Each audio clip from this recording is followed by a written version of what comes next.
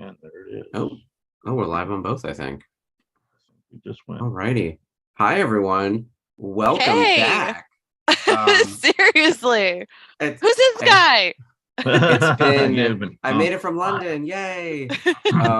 It's been 2 weeks since the last episode of Star Wars Rebels Revisited, so we are thrilled to be coming back to you post Celebration, although you must have seen Ashley quite frequently during Celebration because she was one of the stars of the show with Jeff and Dave on the CNN Celebration Nightly News. And before we jump into our episode, I just want to say if any of you guys didn't watch that coverage, maybe you were at Celebration, maybe you were busy that weekend, it was Easter, go back and watch those videos.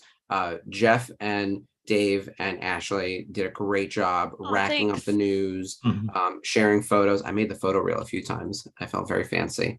Yes. You provided us great content. That's what it was.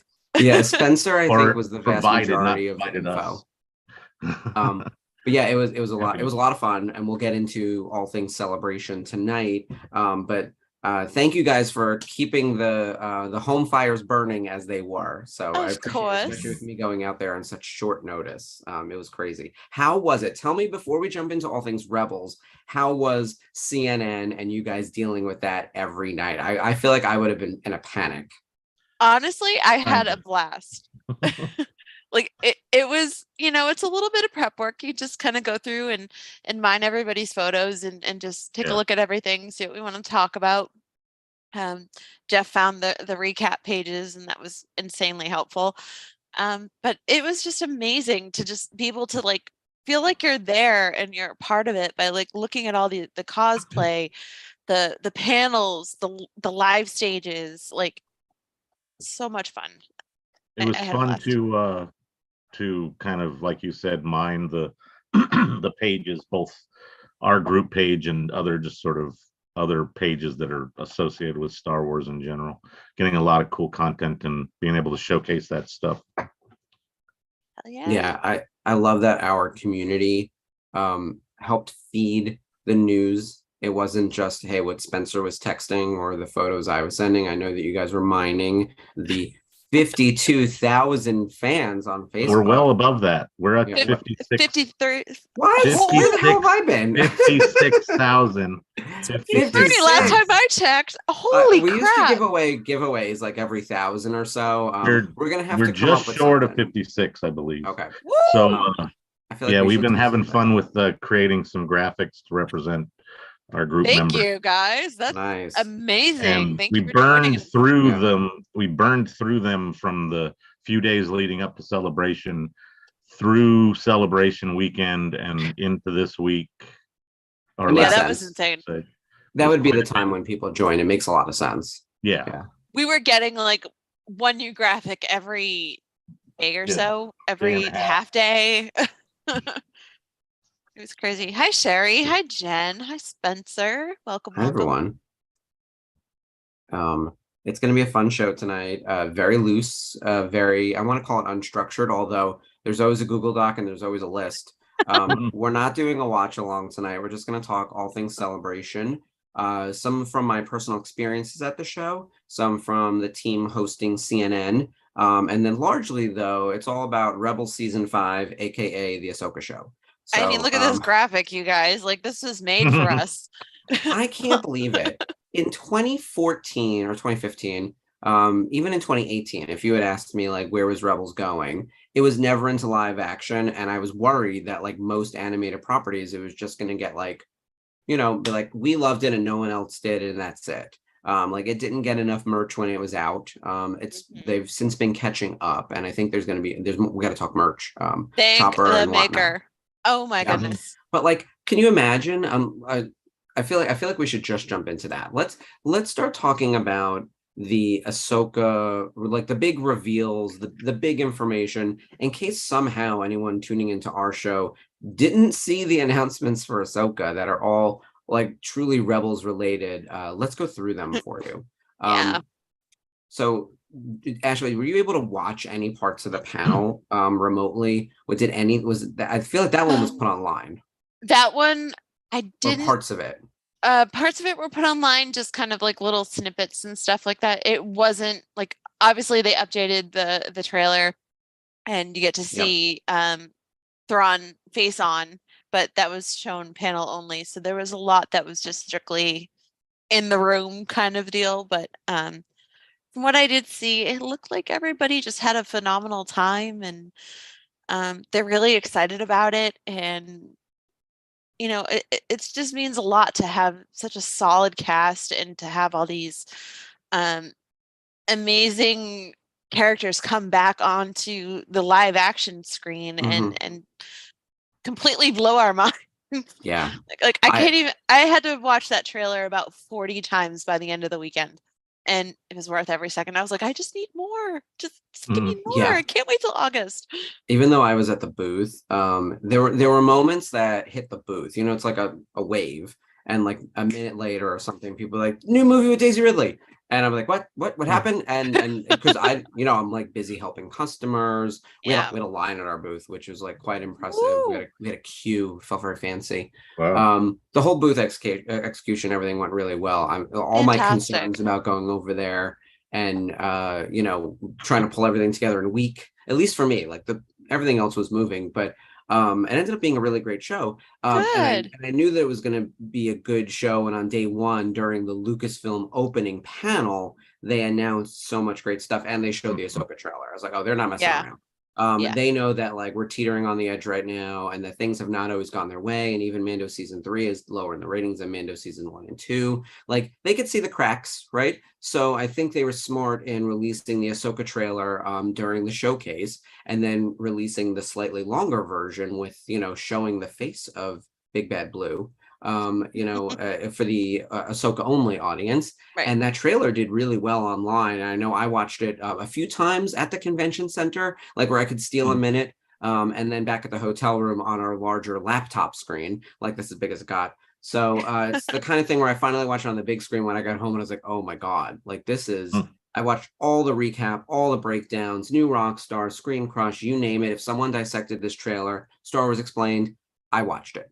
Now, I avoided the recap channels, and you know me, I love them, but I kind of wanted to like hang on to it a little bit, and I like, just have it be my own. But honestly, like, I can't believe it's happening. Like, I'm still in shock. Incredible. And it's funny that it feels like so much less of a sequel to the Clone Wars and so much more of a sequel to Rebels. Like the main thrust of her adventure still seems to be locating Grand Admiral Thrawn and rescuing Ezra. So without giving too much away, and I know this is not a spoiler show, but like we could talk a little bit about the trailer. Here's what's been revealed in the trailer. I'm going to give you the names of the actors who are playing the core characters. There might be some more that I'm not aware of, but that's the main cast. So we already know that Rosario Dawson is playing Ahsoka Tano. Mary Elizabeth Winstead was confirmed as Hera, which is very exciting. And according to the jacket she's wearing, that rank is Admiral. So girl, she's up there. So she's on the same level. I was wondering about that. That's awesome. And instead of having the Rebel patch, she's got the Phoenix Squadron patch. Yeah, which is very cool. Sabine also has a very cool jacket, and she's got her Phoenix Squadron symbol on her jacket.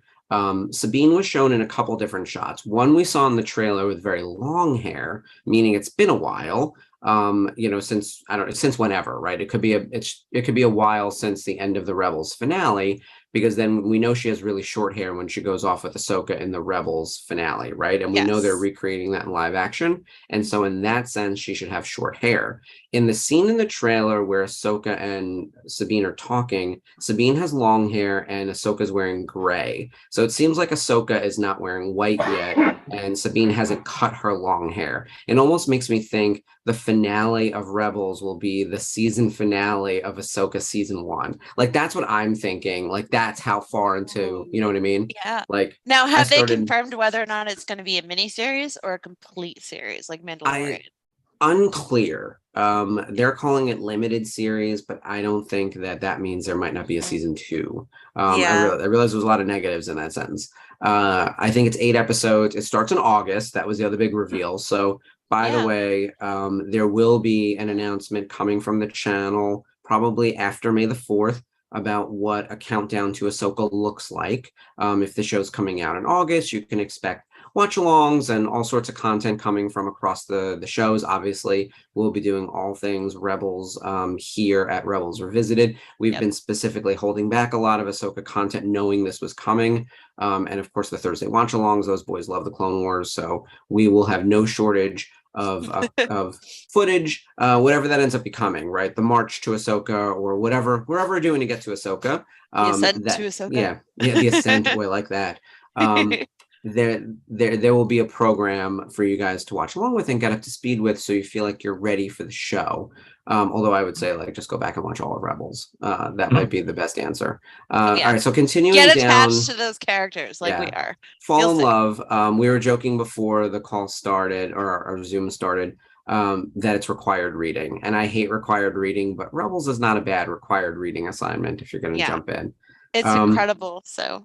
Yeah, Spencer's pointing out that Ahsoka says it's been a while, or Sabine says that when they haven't seen each other. So it's, there's definitely a lot of time in this show. I think it's going to span a while. And actually, I should mention, they also confirmed, and we knew this already, we've seen her at other things, Natasha Leo Bordizzo as Sabine Wren, both with the long and the short hair on the cast list. So those are our big three: Rosario, Mary Elizabeth, and Natasha Leo. That's Ahsoka, Hera, Sabine, and by the way, we could stop there, and that's great. Yeah. Yeah. What do you think so far? Like, that's a killer cast. Oh yeah, and they each embody the character like perfectly. I've seen Mary Elizabeth in Birds of Prey. I've seen her in Scott Pilgrim versus the World. She was in another miniseries recently where she played a bounty hunter, and it was really good. That tracks. Yeah, I can't think of it, but she just plays the steely badass really well. And Hera is like that to a point, but now that she's like a mom, she could kind of bring that like, motherly warmth to it as well. So I'm looking forward to seeing what she does. And we haven't mentioned him yet, but I have to. Chopper. Like seeing Chopper just go crazy as they're being shot at in the Phantom, like it's so cool. And obviously we have Dave Filoni back as Chopper, because that's also required. Yeah, so that, live that action made me Chopper. Really happy. And to see the Phantom, we haven't seen the Ghost yet, but to see the Phantom was huge. Yes, we did see. You're right. We saw the Phantom, and we saw Chopper looking nice and angry like he does. And in real life, there was a droid builder at Celebration who had a Chopper with some blasters. And of course, that if you haven't seen that post in the Facebook group, and I know you guys featured it in the CNN. We should have actually like kept it this one time where there he is right there. We should have actually kept the structure where we could slot in photos for this particular show, but I didn't think about it until now. The picture of there it is. Just started blasting.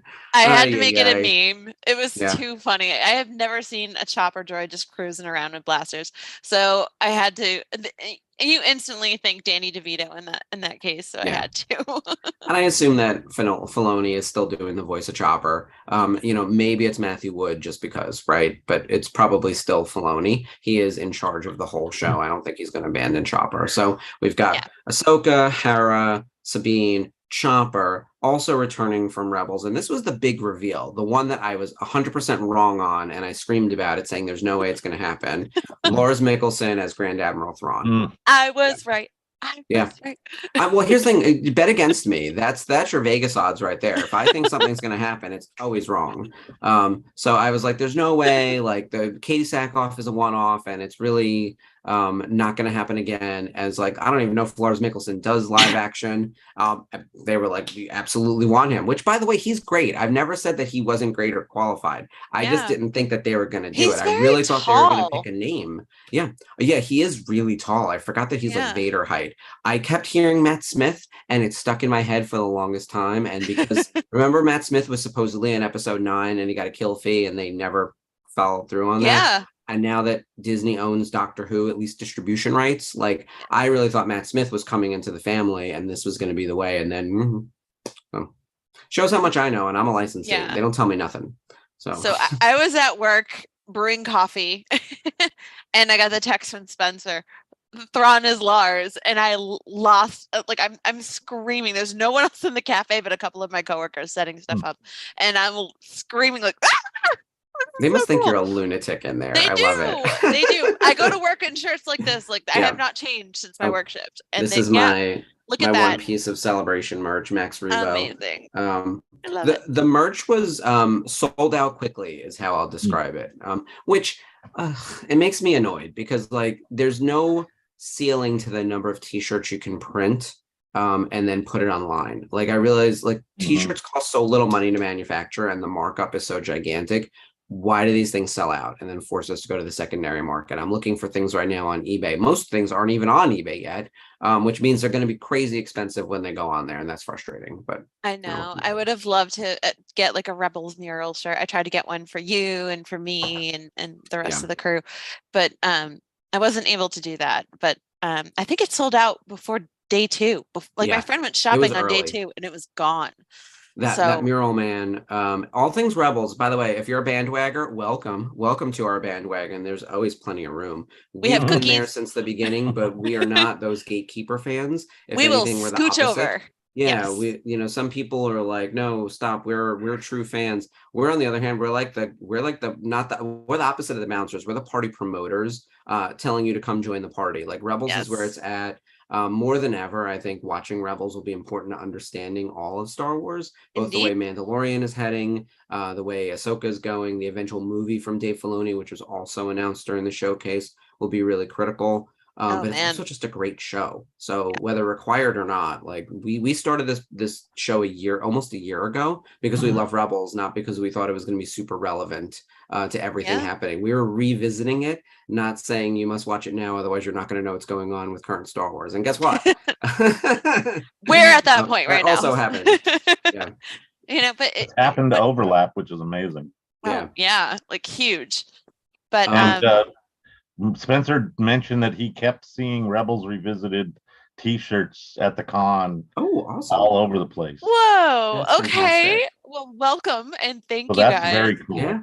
People are hooking up the merch and wearing it out at the con is very cool. Yeah. That's amazing. We appreciate that.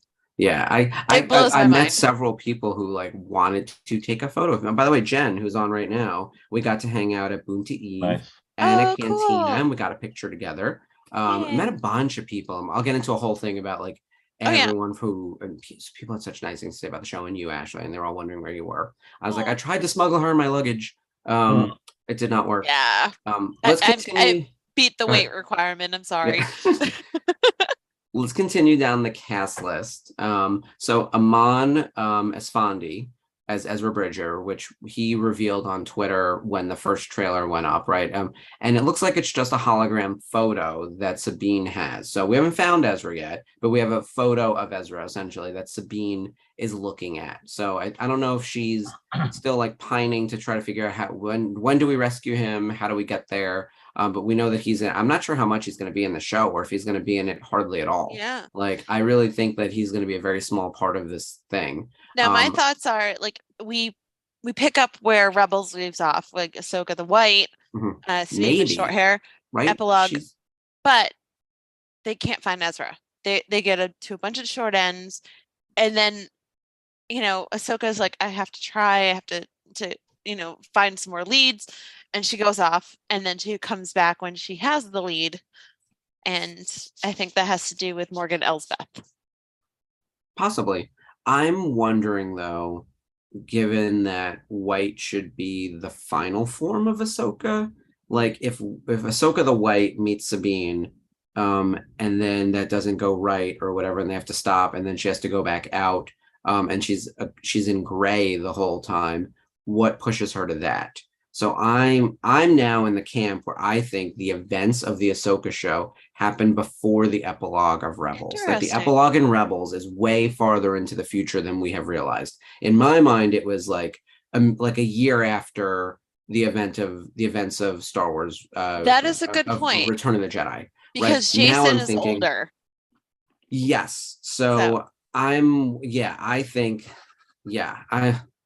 And maybe the Jason thing actually messes things up a little because Jason is I don't know how old he is in that shot, but maybe it's 10, maybe he's 10. Is he 5 or is he 10? I don't have children. But like, it's the kind of thing, I also don't know how they age, but also like, is gestation period a year, probably, and 9 months, something like that. You know what I mean? It's not 10 years. Yeah, So, you got to figure it out. It's a Twilight thing. Yeah. So I'm no gynecologist, certainly not in the Star Wars universe. And so that alone, like if we could pinpoint, but also when she's talking about that, is that the age that it was the last age she saw Jason, and maybe now he's a teenager. I honestly think like the short hair and the white is them going off, and it could be near the end of the series, is what I'm now thinking.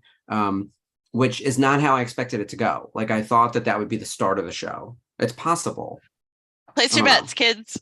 Yeah. Look, I'm never right. So you may as well bet against me.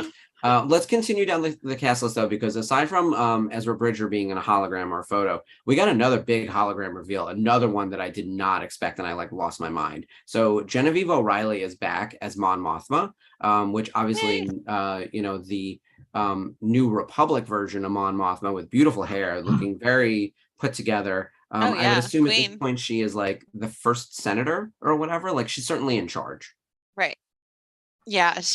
You see a few other people standing there with her, and I think those people will be revealed in the coming months. But we also see in the opposite shot of that with Hera talking to her, we see Query with her, the Mon Calamari that she flew the B-Wing for. He's in a Lego set coming up, I believe. Yes, which I need desperately. Yes. And also in there, and we were talking about Resistance before the call, Kazuda Giono, his dad is the senator who's next to Mon Mothma in. So Kaz from Resistance. Yeah. Kaz's dad. So Kazuda, Kaz. His dad is Senator Hamato Ziono. And we suspect that the dad was killed on Hosnian Prime. I actually don't remember if that was confirmed in The Force Awakens or in Resistance. Like he would have been on Hosnian Prime during the events of The Force Awakens, and I honestly just don't remember.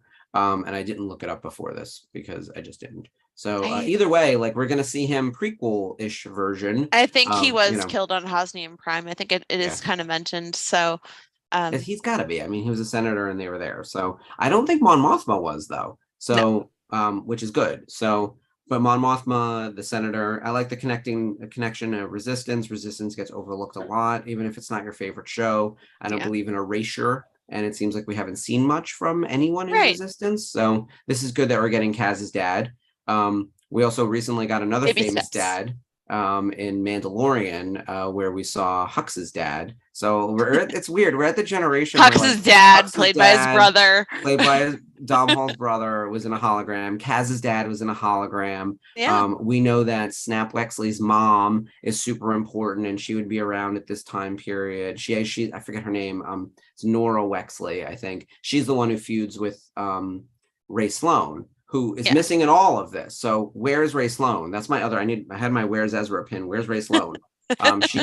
She was someone I expected to see as like a big reveal, whether it was Mando or Ahsoka. Like if you were telling me they were gonna not show us Thrawn and instead show us someone else, I would have been like, oh, it's Ray Sloan. Like that's the one I've been thinking this whole time. Yeah, it would be cool, but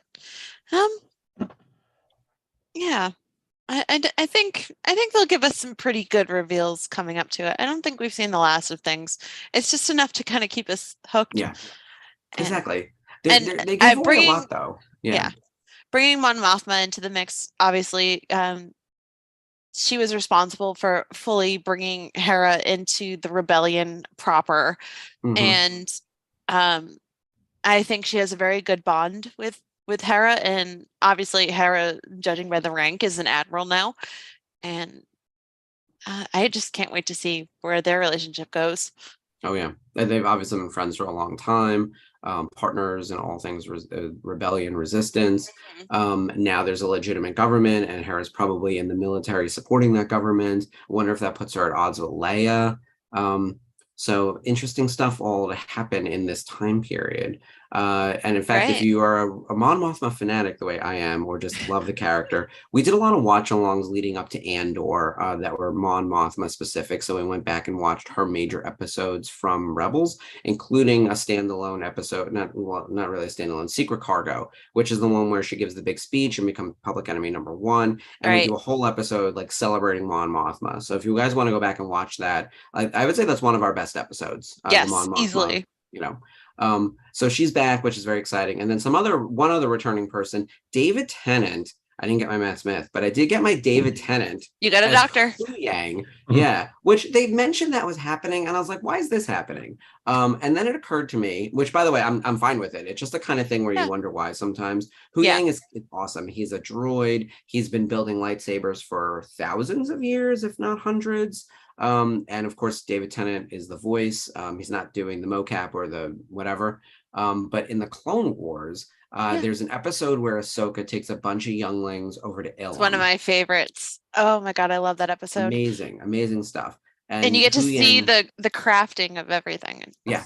Here's the thing, if you're a lightsaber junkie, like they don't really give you a lot of how-to building in the movies themselves. There's some passing along of lightsabers, and you slice through arms and stuff, but it's actually very sparingly used in all of the movies, including the prequels. Like there's not a whole lot to it. In the Clone Wars, we get like getting their crystal from Ilum and then how to construct it, and like these little kids are like, it's almost like you're teaching the audience how to do it through the lens of teaching the younglings, right?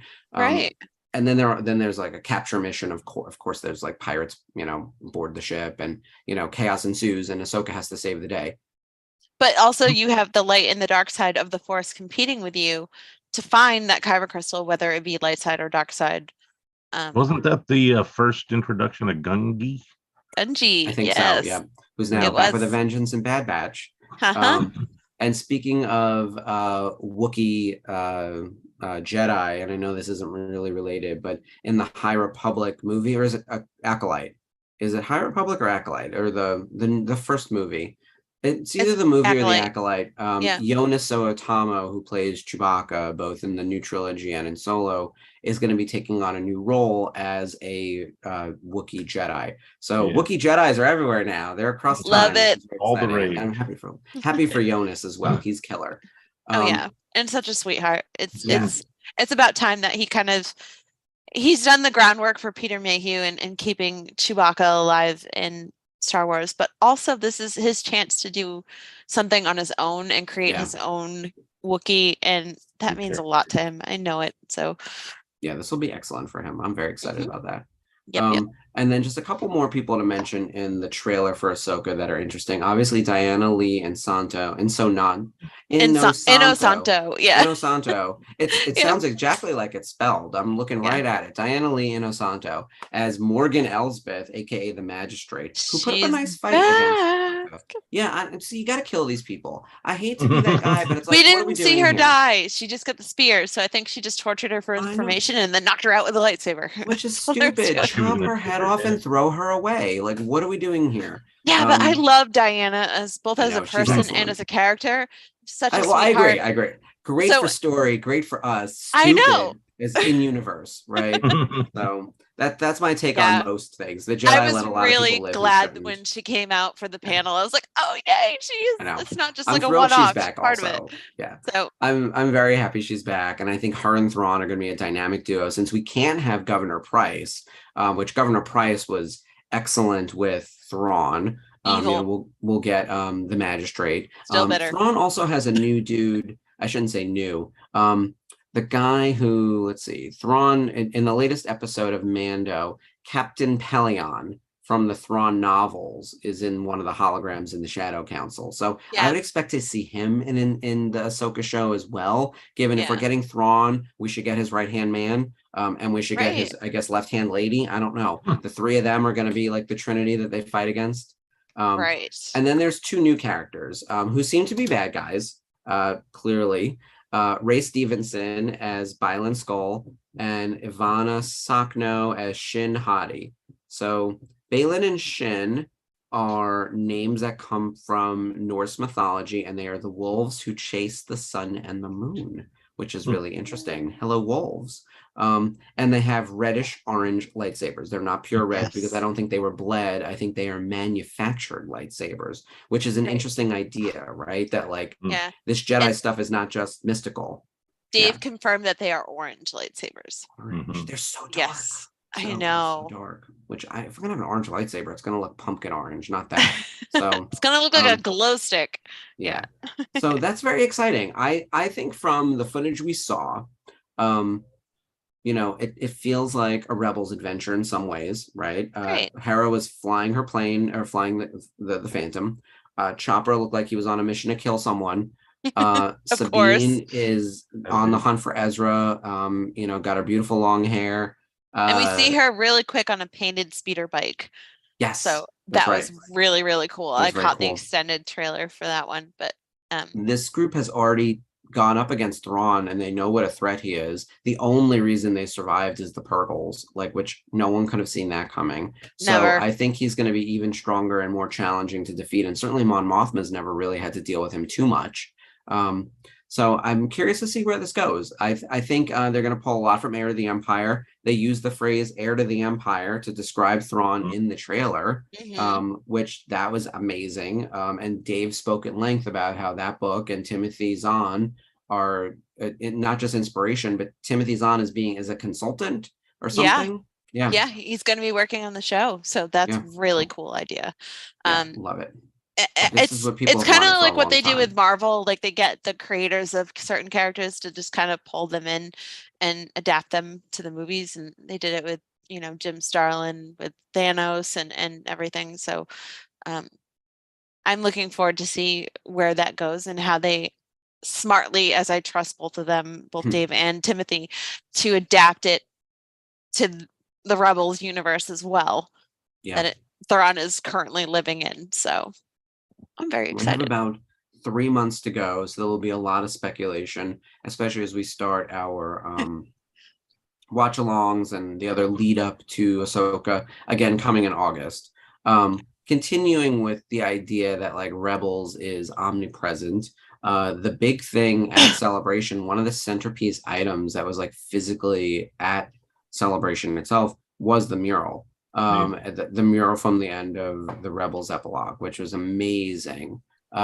Seeing it in person was emotionally overwhelming. I saw it the day before because it was during the build, but walls were up. But the thing is so tall, it went above the wall, so you could see the top of the top of the mural like that. And I was like, I know what that is. And I was like, oh. And I told one of my coworkers, I was like, look, you're gonna have to boost me over this wall. So we were like literally standing back as far as we could, holding our cameras up, trying to see if we could get any type of pictures, which was not doing anything. That was on Thursday. But you know Friday what? Morning, we know the art enough to know what that is and what those rays are immediately. Yeah. And then it was even better in person. Like, however cool you think it looks in the pictures, it was that much better in person. And I hope they bring it to like San Diego Comic-Con or like set it up somewhere in California. Like they need to bring this to America for something to have more people be able to get in front of it, because the whole day, every time I walked by, there were people like jumping in front with groups. And like the nice thing is it's just big. They just put like a strip tape in front of it. So you're able to just like, you know, stand several feet in front of it and anyone could jump in front, you know. It looks really cool, the artwork, like it looks like it's hand painted.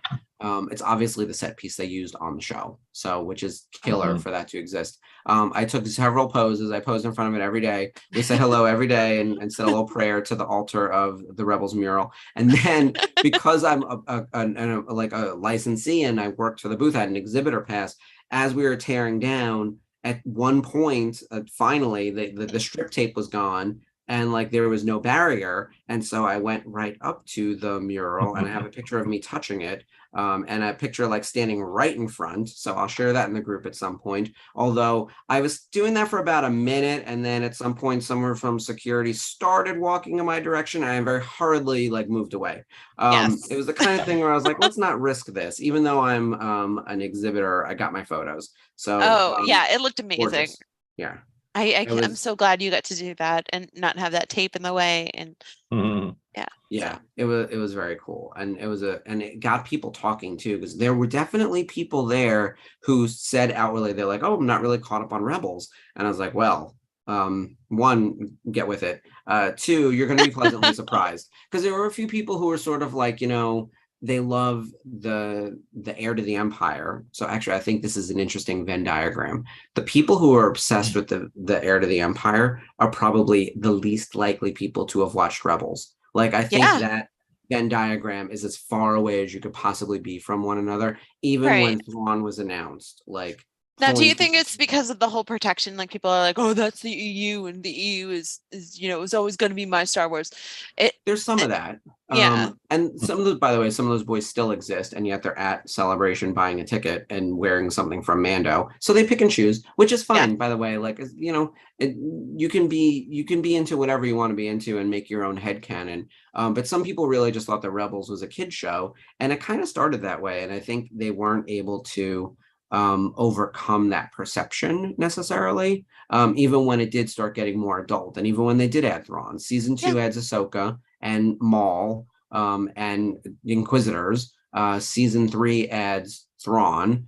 Season 4 is like the ultimate showdown with Thrawn, and Rook appears, which I think it sort of becomes forgettable. I don't think Rook was handled super well, but like that idea that we've got this amazing EU story, but then it's also set during like pre-original trilogy, when Heir to the Empire is between like after episode 6. Now we're in Heir to the Empire after episode 6, where it's the people we want, where we want them to be, and it ties to something that everyone kind of fell in love with after the fact. Now these boys are like, "Oh, I gotta go watch Rebels."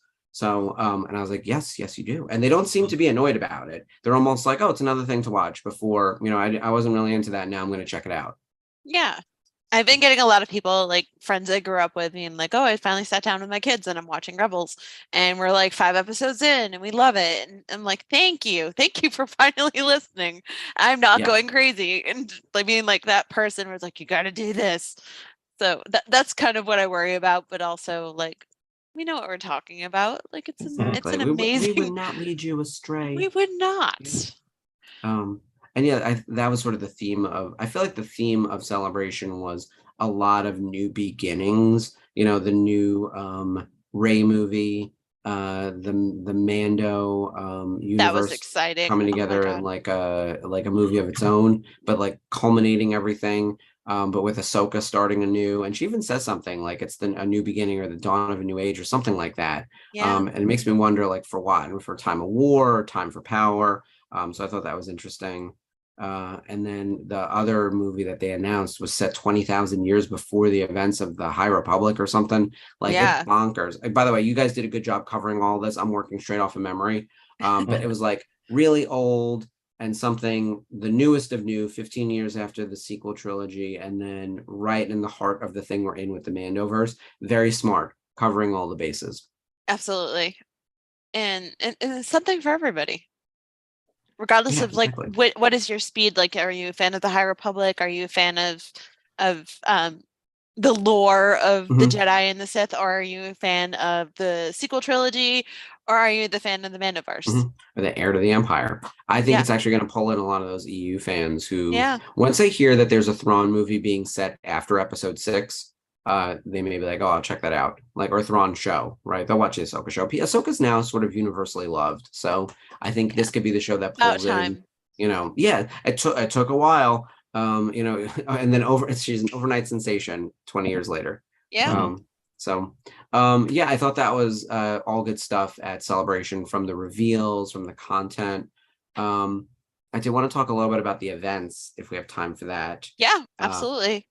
So Thursday night, and I'm wondering if anyone who's on the call was there. With Thursday night was Boonta Eve, which of course is an in-universe thing. The Boonta race from episode 1, is the pod race, and so the night before is Boonta Eve, so it's the eve before the big event.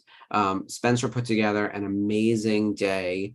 of autographs from a whole bunch of talent, of just hanging out at this bar called the Breakfast Club, which was not too far from the venue. And then the karaoke contest that night, you know, the Alteron Idol with all the finalists. And that was awesome. Yeah. The bar was terrific. The service was great. The food was great. Most importantly, though, like the company was amazing.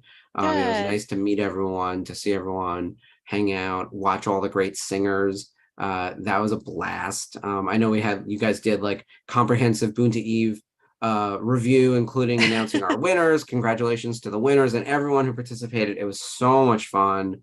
Good. I wish we could do that like annually, even if it's not attached to a celebration, right? Like could we do a May the 4th on years when there isn't a celebration somewhere? You know, I don't know who's gonna plan that, and I'm not volunteering. So there is family don't vacation.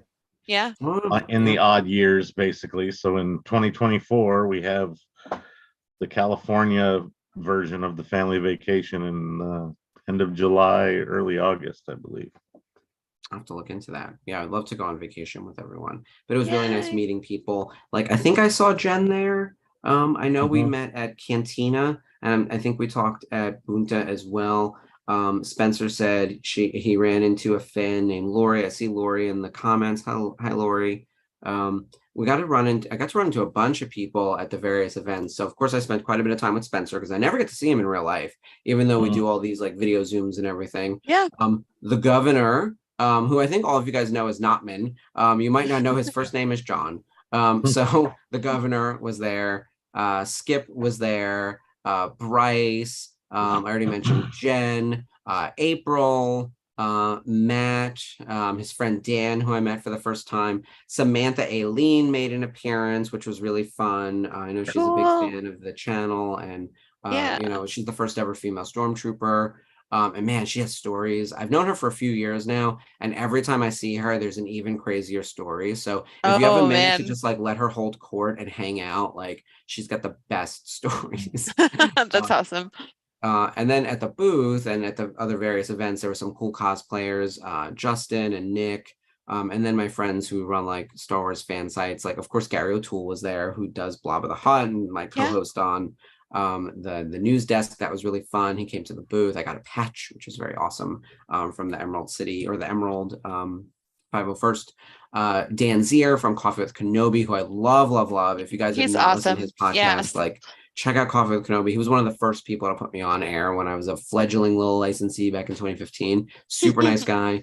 All the boys from Fantha Tracks, Mark, Matt, and Martin. Martin hooked up my VIP situation for Cantina. And then So cool.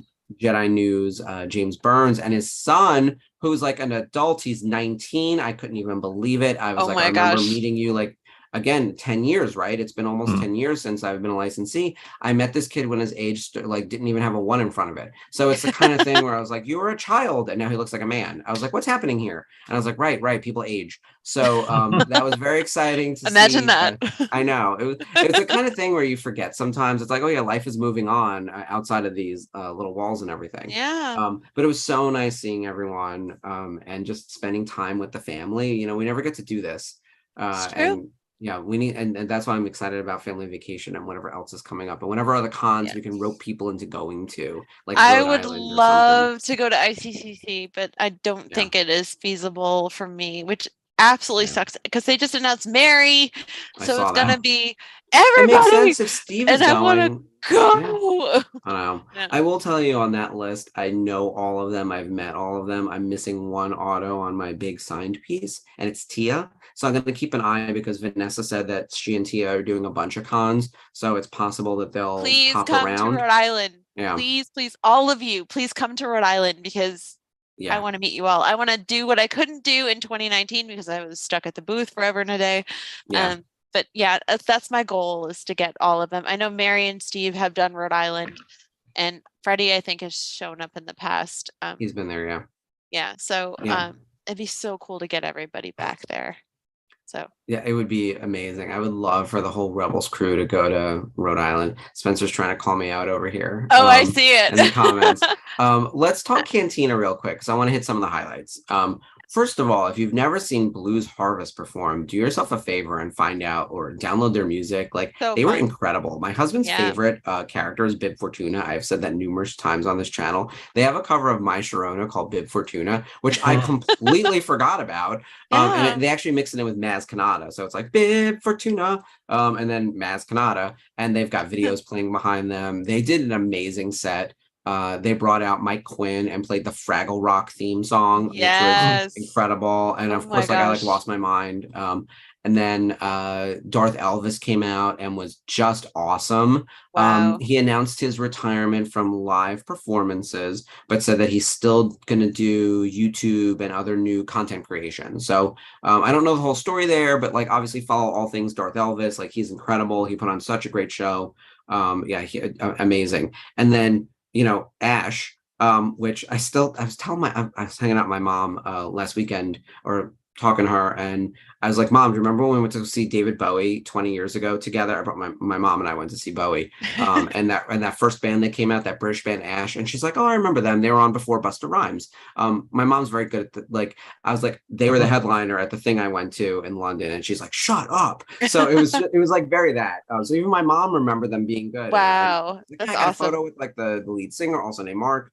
Nice. And it was fantastic. So that Ash put on a killer show. They had like at one point all these like lightsabers. I can't even get into all of it because at that point, as Spencer mentioned, we had been drinking. So it was a great time. We were all hanging out in the VIP section, feeling very fancy. Up in the, I don't even know what to call it, like the upstairs bar situation, just hanging out with everyone. Again, the governor was there, Samantha was there, made a bunch of new friends. There was a dance floor with a DJ.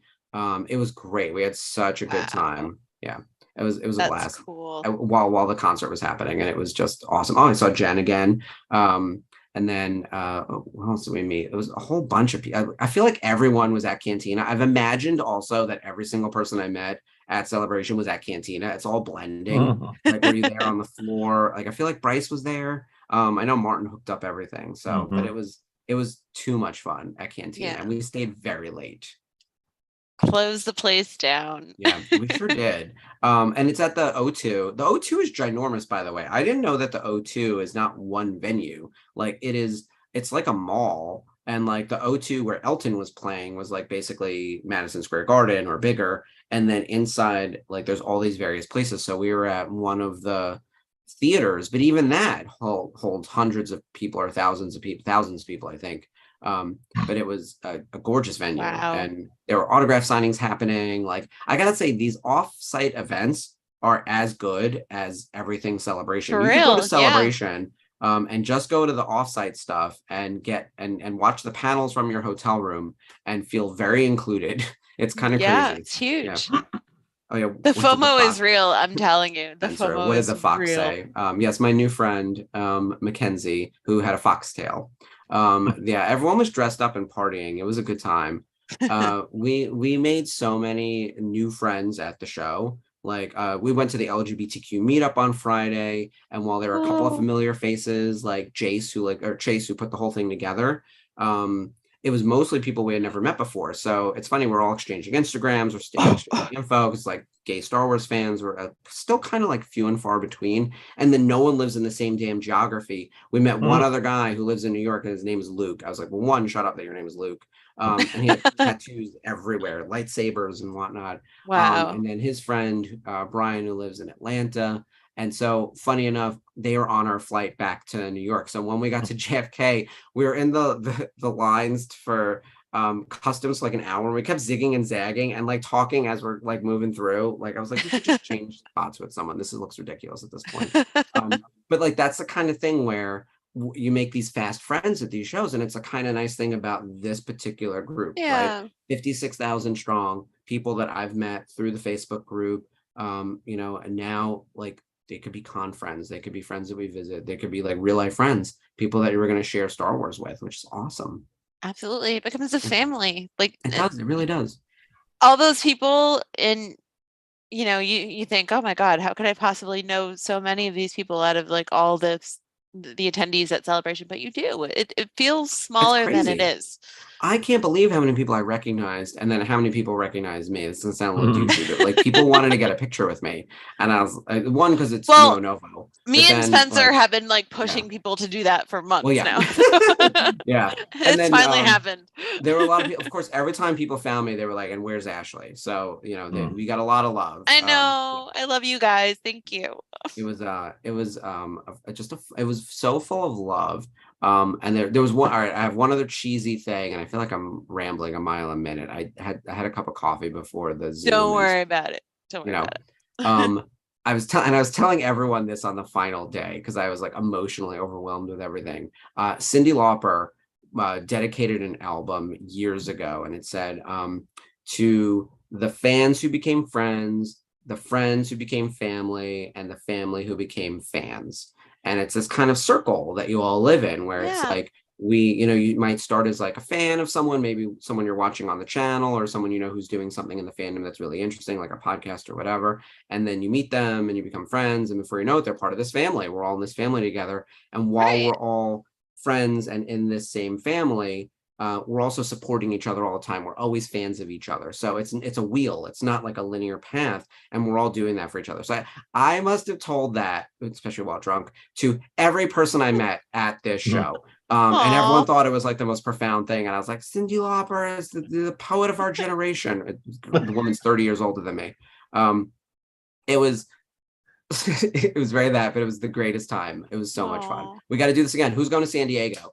Because that's as close as we're going to get for a while. Yeah.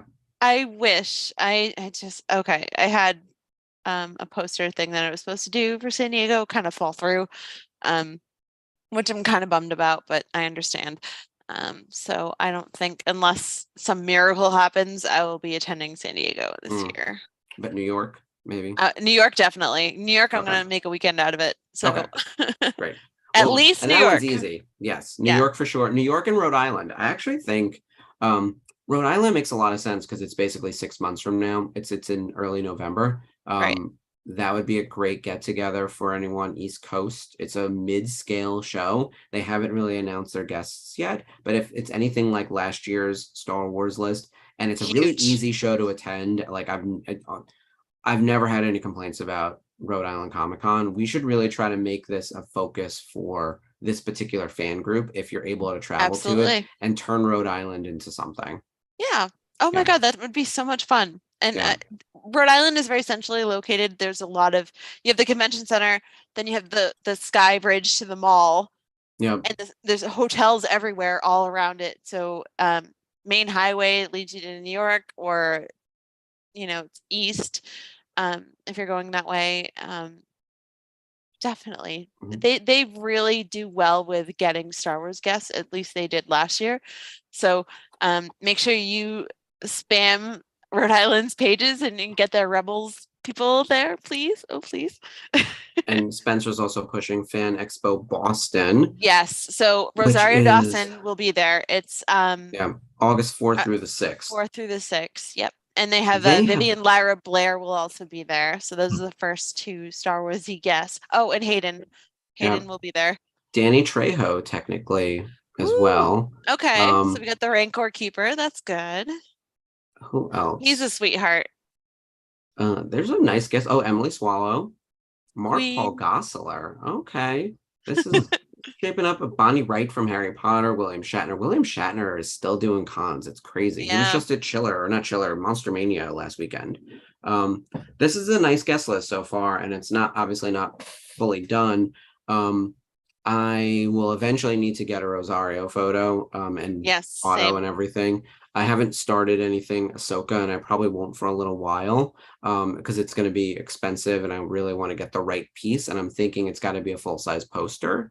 And I got to get all the right people. I don't want to start something that's like my Rebels one I have regrets about because it's so small. And I'm now thinking I'm just going to fill it.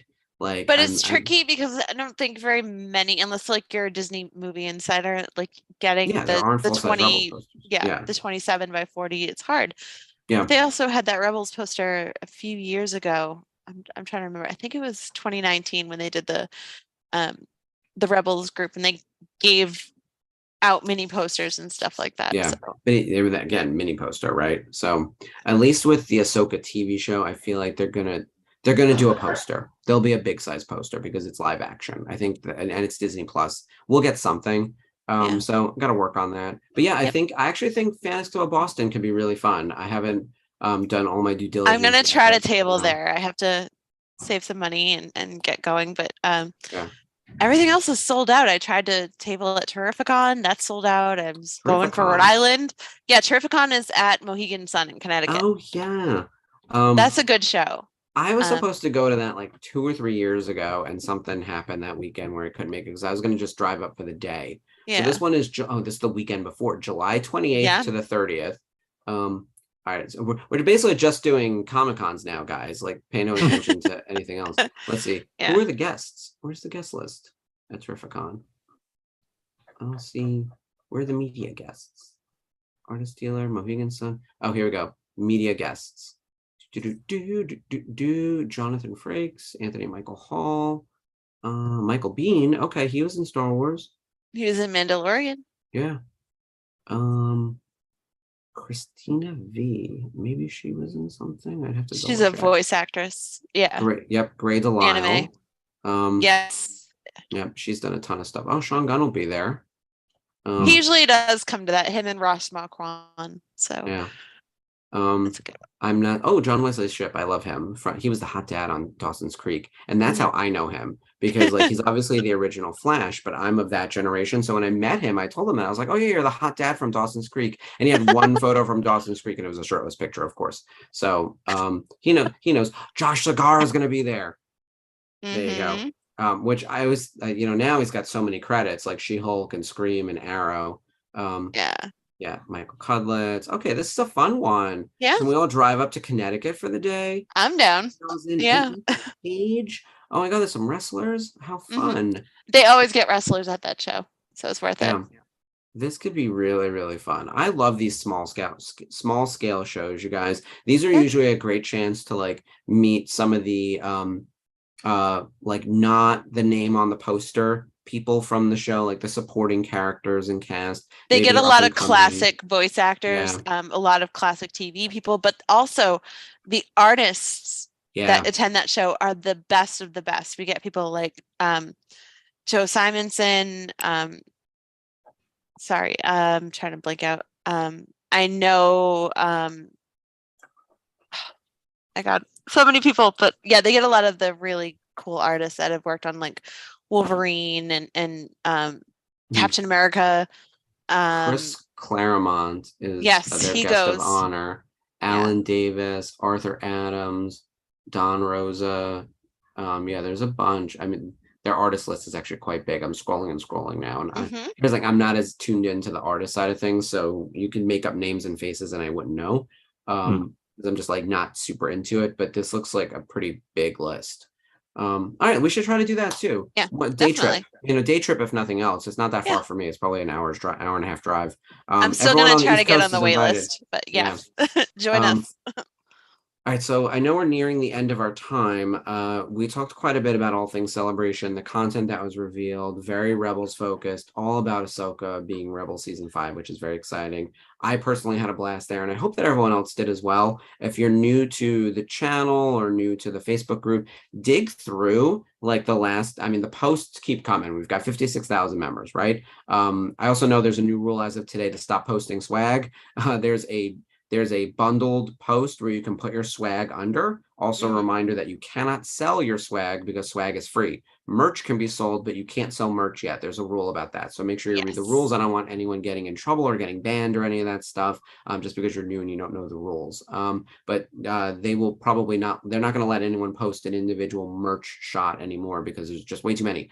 But I think you can post your photos from Celebration of people you've met and all the other fun stuff. So I still have to put up my, I'm going to say my illegal mural shot of me touching it.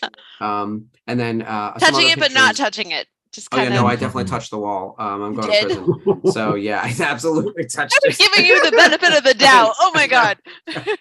No way, how could I not? I was right there. So Did you by touch the way, Ezra's this is face? going to be Exhibit A, Your Honor. When it gets put into the. Did you touch Ezra's court face? system. Did you come? No, I was smart enough not to touch anything real. I was like, I just want, it was very that. So also my other great photo from the show is me sitting on the throne of Mandalore from the Mandalorian merch. Hell yeah, you yeah, and all Bo-Katan on that. I loved it. That's Oh, great. exactly. I had my legs up and everything with the little blue helmet. I was like, the Duchess has arrived. So You should have brought the yeah. Bo-Katan helmet with you over You there. know, it's the kind of thing where like when I left the booth, it was like I've got to grab something to eat. I have to like pee, grab something to eat, got a bottle of water, and run around for 10 minutes. And it just so happened that no one was there. And I wasn't about to bring props from my booth anyway. Like I needed Right, stuff I in the booth. understand. But if I was there before hours, which no one is, so it's not like I could even do. It's the kind of thing where it's like as a vendor, like we always let people in the booth if we're there early, and we hope that people do the same for you. But you never know. Right. So that's the kind of thing where, had I planned better, I could have gone over there with like some real Mando helmets. But yeah, I love that picture. I was going to make it my profile shot, but I was like, it's got to be the mural. Yeah. So what was I saying before all that? We had a great time all hanging out with all the family and the friends. And now we're just getting ready for Wednesday with Mando. The Mando season finale is Wednesday. Holy hell. A lot has happened. Are we caught up? Yeah, totally caught up. I see a lot of speculation on who the armor is. It's something that I've said before, and I've said before that I think. Yeah, you think it's Rook? I think it's Rook cast. So it just see me be validated a little bit was just like. If I see Emily Swallow with like short purple hair, I'll lose my mind. Like honestly. That's what's so cool. She can look like anything, and that's what's awesome about it. I said that ages ago. I think it's possible. Is she the traitor or is Axe Woves the traitor? I think she's the traitor, and I'll tell you why. She took the wounded before anything even happened. She took the wounded out of there and went back to the Mandalorian. So she could escape. So, by the way, they're on it too. Those wounded are obviously super commandos who were loyal to the Empire and Gideon and set a trap and led them right to it. I mean, this is all way too easy. Oh my God, it really is. So I think she got them out of there so she can say, "Oh, we were attacked. They didn't make it. Mandalore was worse than we thought. Blah blah blah blah," and just kind of like that. She planned on Din getting captured. She planned on the end of the Mandalorians, and I think also as she's flying to that ship, we're about to see an Imperial fleet come in behind them and box them in. They're not going to be able to get to the hyperspace lanes. And I think a lot of those people who are on the ship are not well defended because all the heavy hitters are down on the planet. So like, I think Paz Vizsla. Oh, no. I think they're going to let him, they're going to let them through. I think he's going to go back. She's going to go back to the Mandalorian base and they're going to be there and like what happened to everyone else and be like, oh, they were captured or they were killed. It was too late for them. And then next thing you know, here comes Gideon and they're all gone. So. Oh, I think it's a bigger slaughter. I think that the Imperial fleet is coming and it's going to wipe most of them out who are left up in the air because all the A-listers are down below. Right. From Axe Woves to Sasha Banks, Mercedes Renato, Katie, Din, Paz is dead. It's by the way, that was amazing and it was rough, but it was amazing. Or Tate. I'm ready. By the way, Tate is just tremendous. It was so cool to get to talk with him and have it be that episode that he came on for, and to have Emily pop on. Yeah, he totally did. He knew. He knew. It's like on Drag Race when the queens end up going to Roscoe's the week that they're being eliminated, and they're all on that's the big bar for the live discussion. I was like, oh, okay, that one's going home. So like we know better. Your farewell episode. Pour one out for Paz. By the way, all right, so here's the question for the group. Obviously there's Rebels connectivity all over Mando, and we're going to see it with Ahsoka and everyone else. Bo-Katan played a huge role in Rebels in season 4. Do we still think she's going to be the Queen of Mandalore after the events we saw? Or do we think they're going to be on the run again? Will Mandalore actually be rescued from the Empire, or is Gideon going to prevail? Who's the traitor? I would like to think that it's Axe Woves as opposed to the Armorer, but I also still want to see the Armorer and Bo-Katan fight, because it's the fight that I've wanted for this entire damn season, and I don't understand why they haven't thrown down. Like, I think when it's announced that she's the traitor, I think Bo-Katan will throw down with her hard. Oh, kill her. I'm actually quite nervous for Emily, because they're not going to kill Katie. And so, and by the way, Emily's amazing, but like, they're not going to kill Emily. They're not going to kill Katie. So maybe Emily will make it out alive, but I don't think so. I actually think that if Bo-Katan doesn't kill Gideon, we're in a lot of trouble. Like, I kind of don't know where the series goes from there. I think we have to kill Gideon, because we also need to make room. We have to create a vacuum for Thrawn to like pop in. So I think that we're gonna have to eliminate at least one of them. I would prefer like Emily lives and maybe she's de-helmeted as I've wanted, and maybe then we find out it's secretly Rook. That could be part of it, and I think that would be cool. Yeah, I'm really hoping that we get Sabine in this episode. I really do. I hope she comes to the rescue. Still kind of holding out hope for that, but it was crazy to see those early Praetorian guards come in and them nice looking helmet too. Oh my God, Mandalorian style for sure. Yeah. I'm working on I announced this at Celebration. I was telling people at the booth, I want to do customizable Mando helmets, so unpainted. And we're thinking now we can do a version of the viewfinder, maybe some swappable ears, the key on the back, things like that. That's cool. And now I'm like, can I do the same thing for like Praetorian Guard helmet or like other things like that? By the way, that would be way far off, right? If I see something for the first time the same time you guys do, add 18 months to the calendar, unless I'm already working on it. But like, so are you any plans for a Sabine or Hera jacket? I would like to get there. That would be an insta buy. I need to see it. Because I'd rather do a jacket that's less character specific and more faction specific. So case in point, the running of the prisoners. By the way, this got me emotional too. And I want to talk about this as well. The prisoner run at Celebration, I think sort of replaced the ice cream run. It seemed they still did it. They did it on Sunday. Sunday or Monday. It wasn't as big as it usually was, is what I heard. And the prisoner run was really the big thing from Andor. And a lot of them were floaties and had really fun with it. But like the idea of one way out was another thing we were talking about quite a bit over the weekend. Because in one sense, like it's very obvious. Like when Kino Loy is telling everyone there's one way out, it was up. Like one way out is up and then you jump, right? The other sort of more philosophical answer to one way out was together. So it's like the only way we're getting out of this is by banding together against our oppressors. And so it had less to do about climbing up the stairs and more about doing this together and helping each other out. That plot took a ton of people coordinating and a lot of people giving their lives and a lot of other people like figuring out how to get everyone else to freedom.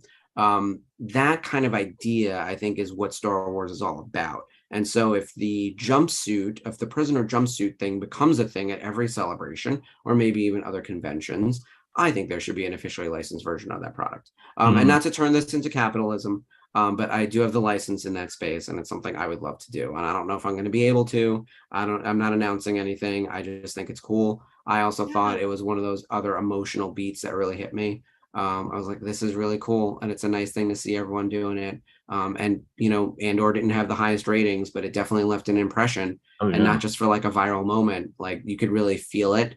I think this was a really emotional celebration overall. It really was. And I think as time goes on, like Rogue One, more people will watch Andor and more people will appreciate it. And I think by the time season 2 comes out in 2025? 7. Yeah.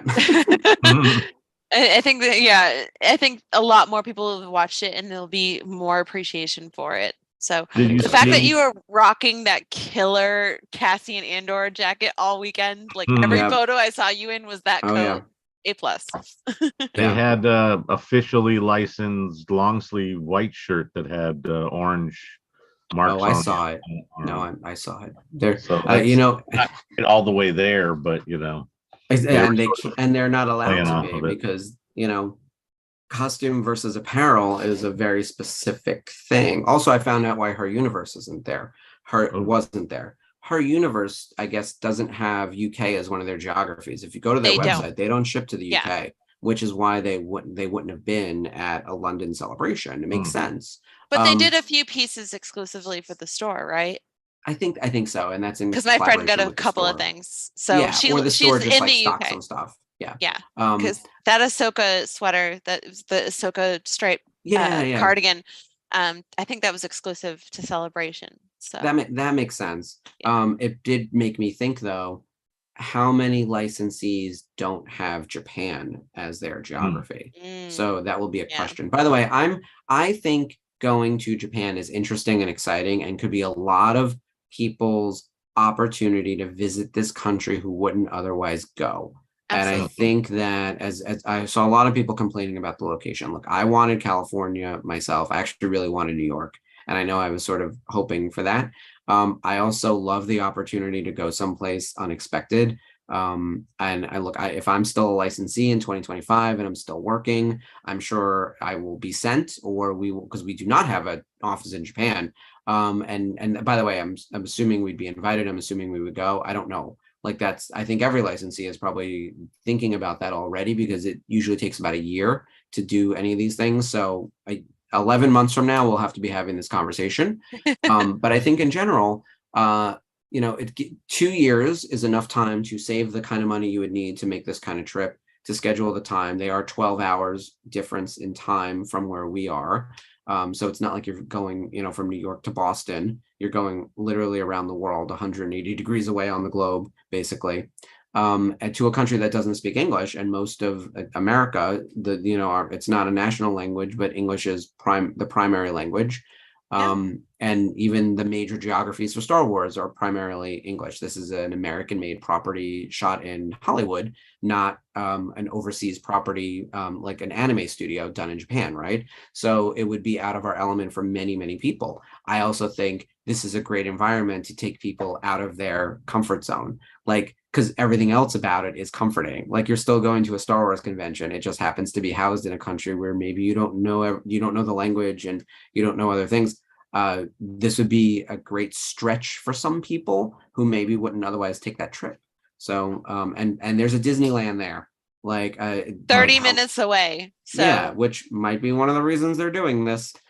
So that could be really interesting. I think that anyone who has concerns about Japan should, one, not worry about it yet, because it's 2 years away. You can't even buy a plane ticket yet. They don't let you. The flights are not determined 2 years in advance. And plenty of people were looking for rates, which I think will accidentally bump that rate because of the search history from last week. It will bump the rate when it goes on sale, which is ridiculous. Oh my gosh, and then, I hope not. I don't think hotels will let you book 2 years in advance either. So you don't worry about it. My feeling now is enjoy London, look back at everything on the page from our 56,000 members, and look through their posts. Maybe you see yourself in a picture. You can go tag yourself. You can't tag people as you post, but you can go back and tag yourself and things. And reach out to other people. Maybe you had some shared experiences. Maybe you met at a panel. I got a lot of new phone numbers and a lot of new Instagrams and a lot of new connections on Twitter. And not just through Denuo Novo, but people in the fandom, guys we met at the bar, just amazing people who I had met once and never thought to exchange info, because we know each other on Twitter. And it's we should actually meet and get together. Let's do that. Make that your plans, and, maybe go to family vacation next year. There's so many things to do. And by the way, merch is coming. Supposedly, right? Whatever Celebration merch is going to be going on sale. So Celebration London isn't over by a long shot. So don't stress about Japan yet. Honestly, I was looking at Japan and I'm like, you know what? I should have gone to London, because here I was complaining about how expensive London was. And then they go and have it in Japan. So we have time. When we're in season 3 of Rebels Revisited, doing daily coverage or weekly coverage of Ahsoka. Yeah. With that, we are over time, and I do want to, give everyone.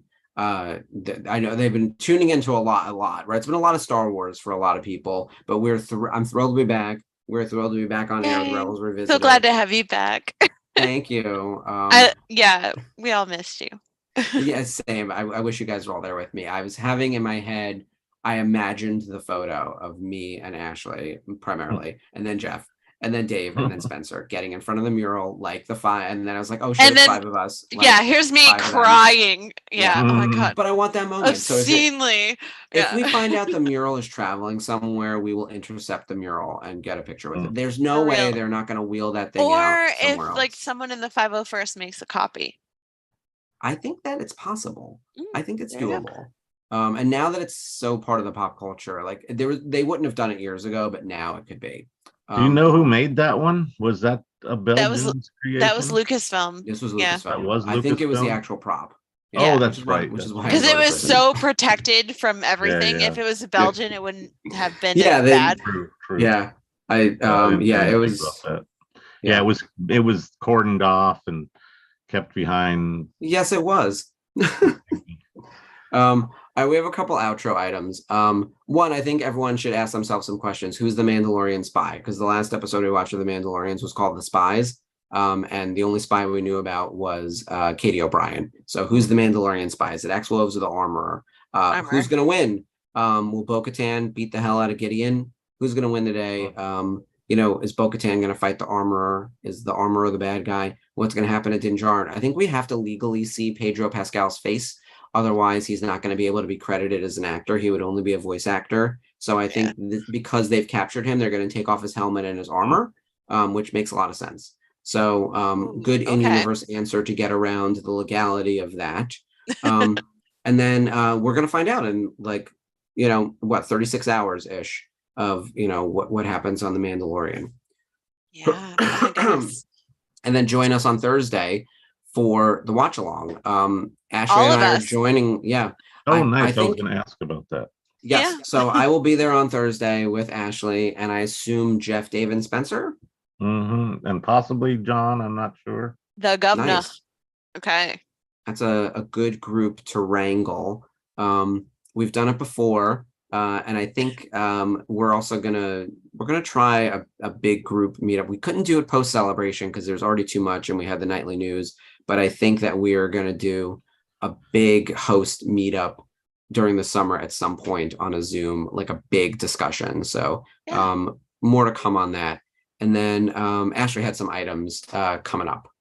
Yeah. So for those of you in the Northeast or heading to the Northeast, I will be at Wicked Comic Con in Boston at the Heinz Convention Center this weekend, Saturday and Sunday. Tabling in Artist Alley. So come visit me at Table 360.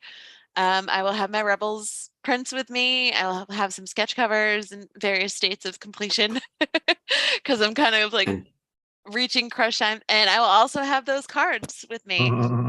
So come by, say hello, check out my snazzy new con banner, which I will reveal there. So that arrives tomorrow. I'm really excited about it.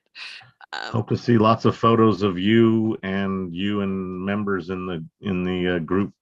Yeah, that'd be so cool. So if you're in the Boston area, come by.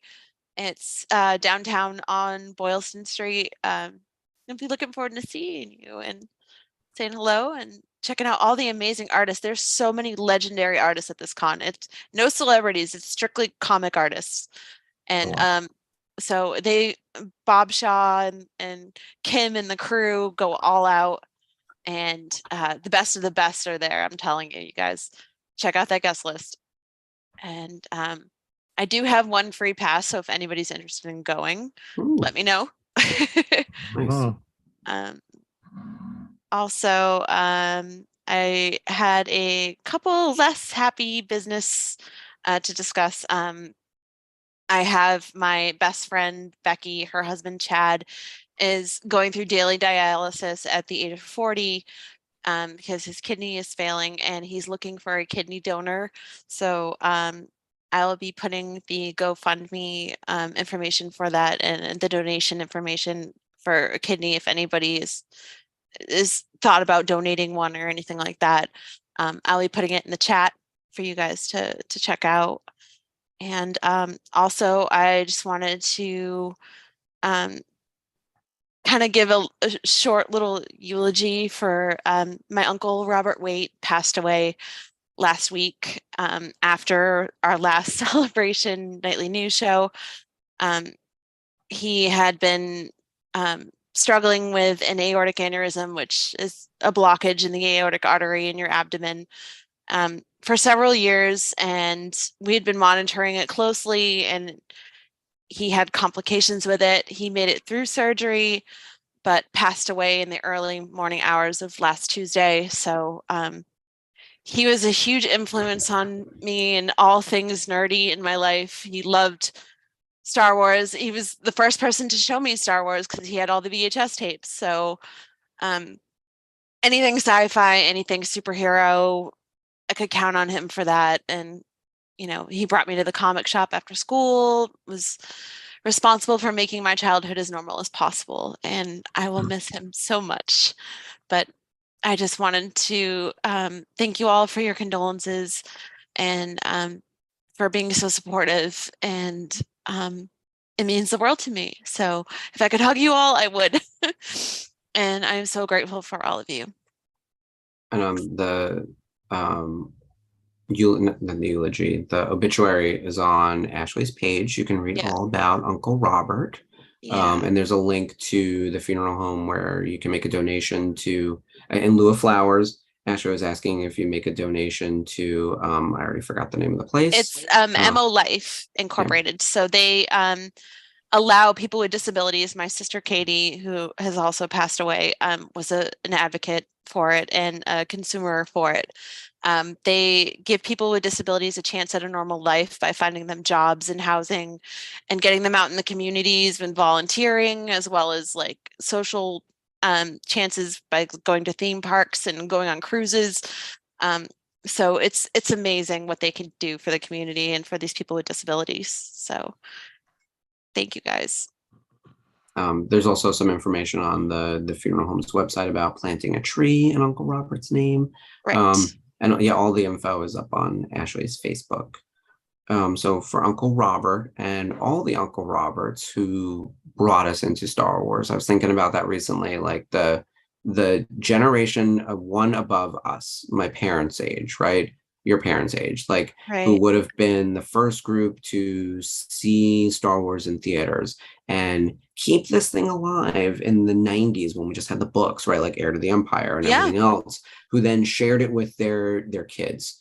I saw a lot of that at Celebration, a lot of moms and dads with their children, and that was really sweet. And there were a lot of actually older cosplayers now. There were some Hans and Leia's running around in Force Awakens sort of looks. And then like we've graduated to grandparents. I met a lot of grandparents at the booth. And they're like, I've been collecting since the 80s or whatever, you know. And I was blown away by all of that because like it really is a family thing. Like as stupid as the things we fight about on the internet about Star Wars and what we didn't like about this show or we're pissed about that, like it really brings together so many people generationally inside families.